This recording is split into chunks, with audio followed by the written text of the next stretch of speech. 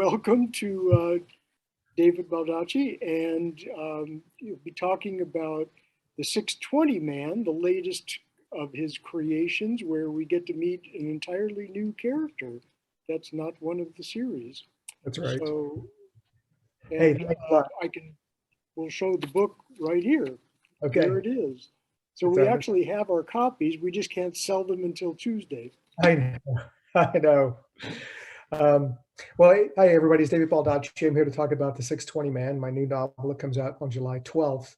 And ironically, I started writing. I thought of the idea for 620 Man and wrote pretty much the entire book while I was at Amelia Island about a year and a half ago. And I was riding my bike and I was thinking about this idea for a new character. And Travis Devine, who is the main protagonist in the story, sort of popped into my head. And it was very different because I've written about military characters before, and he was a former Army Ranger, but now he's in an entirely different world. He's in a place in, Wall Street, Manhattan, making money, trying to make money at this financial firm, Cowell and Comley, in Manhattan on Wall Street. And it's called the 620 Man because that's the train he takes in from Westchester every morning, from Mount Kisco into Grand Central Station, then onto Wall Street, where he works. And things that he sees along the way on the train. He passes through some of the most luxurious and wealthy enclaves in America. And one in particular is owned by his boss, Brad Cowell, who is a billionaire. And there's a woman there out by the pool pretty much every morning that he sees as they go past and people notice. And something really seems off about her, but he's not quite sure what it is. He's a very observant guy. And to tell you right off the bat, he doesn't want to be on Wall Street. This is kind of a penance for him. He had to leave the Army under a dark cloud. And this is sort of punishment, a self-imposed punishment on him. He gets to work one morning and he gets a very strange email. He doesn't know where it came from. It doesn't look like a normal email. And it's a very, very short sentence. It says, "She is dead." And the person that's dead is Sarah Hughes, who's another person who works at Cowell and Comley. He actually had a relationship with her. He thought maybe she might be the woman. And she apparently has committed suicide.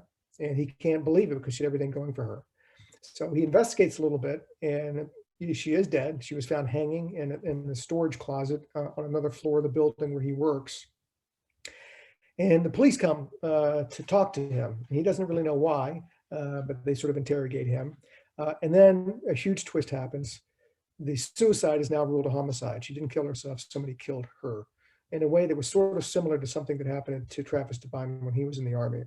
And then you sort of go on this roller coaster ride of sort of this big conspiracy. What is happening on Wall Street? What's happening to this particular firm? Why did Sarah die?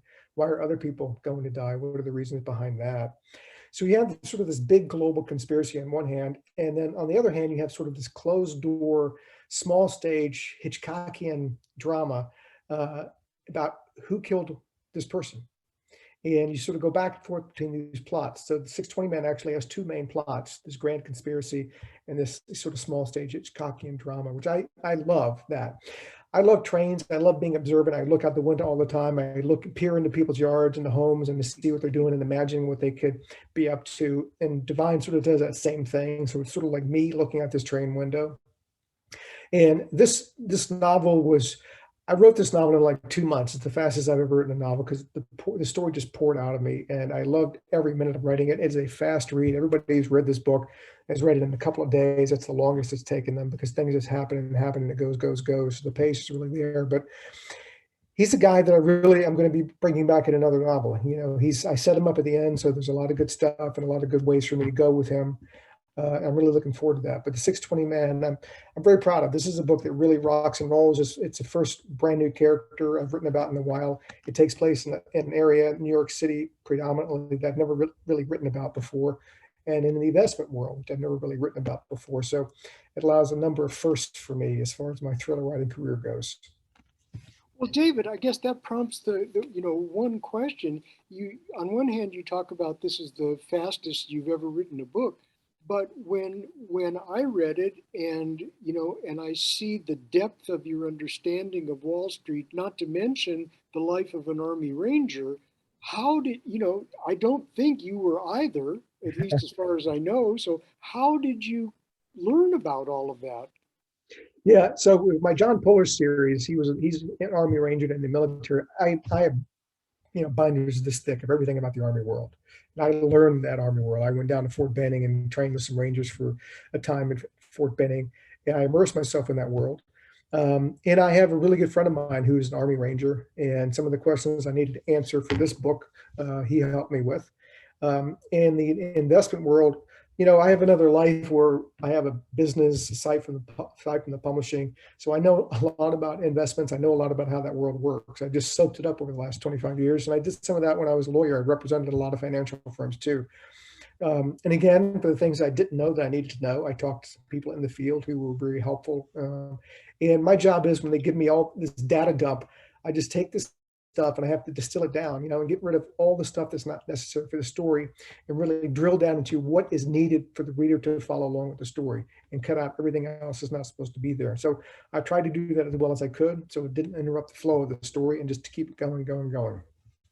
I'd like to think that just in terms of your own experience with investment, um, you don't know that much about dark money and laundering, money laundering, other than what we all do from what we read. Yeah, that's what fascinated me about this. When I read the Panama Papers, and then later the Pandora Papers, where this journalistic army around the world had finally cut through these walls of opaqueness and found out there were a lot of very wealthy, very well-known people hiding money all over the world. Um, that really made me curious. And I asked myself two questions. How much more out there is there? And then, not just the fact that they're hiding money, what are they doing with the money? Yeah, When you're talking about 30 or 40 trillion dollars, $40 trillion, to give you a perspective, that is twice double the gross domestic product of the entire United States in a single year. So that is an enormous amount of money. It boggles the mind. Everybody thinks Elon Musk is a wealthy guy. Okay, he is. He's worth $200 billion. But we're talking $40 trillion would make him look like a pauper.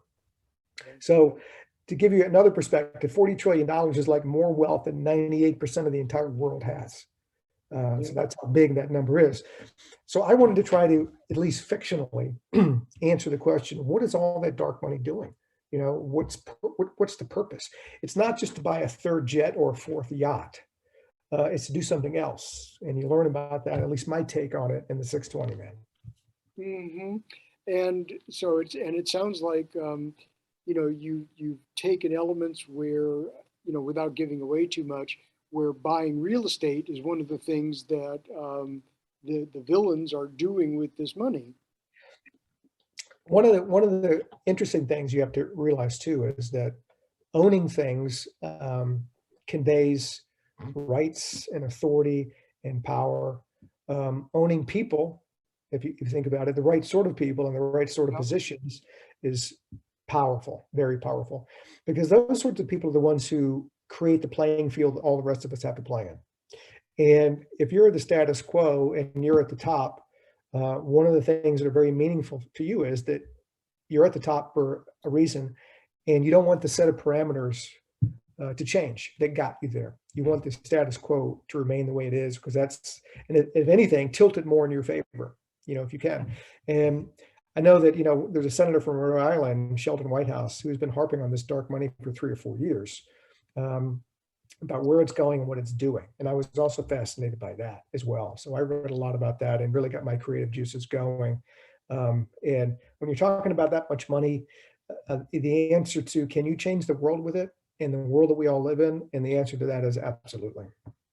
Now I'm thinking about Archer and now Travis Devine, and one of the things that really strikes me and that I love about your writing is that there's always a woman involved who saves his bacon. Um, Intentional, I take it. Yeah, I see. I would tell my wife, and it would be true, that I try to write realistically. Okay, So there's like always what would you do without her, right? right. There's always a guy who's gotten himself in trouble. He's gotten over his skis, and he needs somebody of the other gender to pull him out of that. And this book is no different. There are several strong female, characters in this novel, Yeah. and one in particular that he joins with and helps him along the way. and it just made sense for a lot of different reasons, for plot purposes, and why that would be. I love taking a character where you first meet the character, you're like, okay, I've got her labeled. I know what she is. She's just going to be a minor player. She's not, doesn't have a whole lot of, horsepower. And then by the end of the novel, you're like, boy, I was so wrong about that character. I love that as a novelist, because I don't want people to put people, just, label people willy-nilly and say, okay, I know that person. I don't want them to do that reading a book. I don't want them to do that in real life either. That's an injustice both times. Well, I get a sense, about your writing too, and as you've talked before, that you don't. It's not scripted. You just kind of see where the story takes you, and you follow it along, and characters develop accordingly. Yeah, they really do. But I call it, immersive writing, where you get into the story and you're thinking about it nonstop. You're living the plot lines. You're living within the characters, and then all of a sudden, some good things really happen. You can see more clearly.